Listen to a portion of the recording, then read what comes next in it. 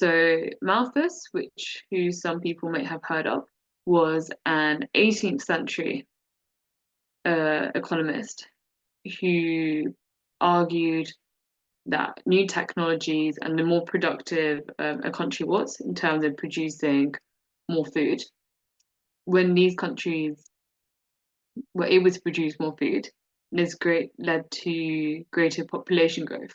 But the problem is both things were going up at the same time, which means that population growth will eventually there would eventually be not enough food for an increased population, so population will eventually cancel out and decline.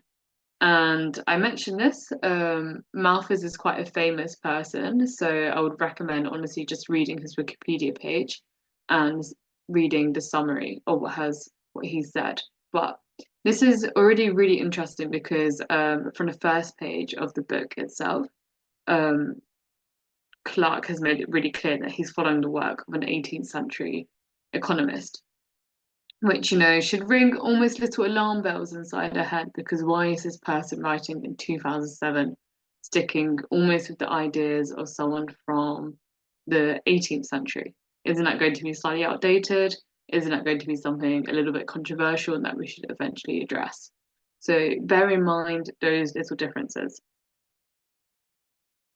So let's read the book together, or the introduction together.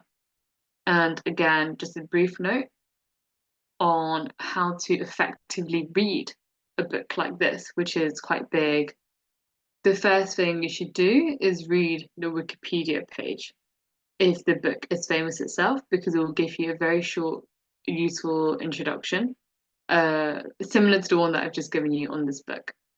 And if you have a copy of the book itself, you should read the introduction first, then the conclusion, which is going to summarize the most important sections. You don't need to read a book cover to cover. And in fact, for an essay competition like this, which is broad both temporally and spatially in terms of the regions you could cover, you don't want to be sticking just to a few books. You want to cover a lot of ground.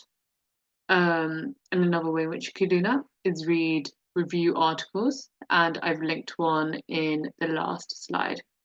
So if you remember on Google Scholar, we found that when we typed in A Farewell to Arms, there were quite a few different books and articles that came up. One of these articles some of these articles were also reviewing the book and actually criticizing it as well. And that is one of my top tips, really. Read review articles because they will criticize a book, and you can, almost borrow and use those criticisms yourselves to create more nuanced understanding of how the historiography links together.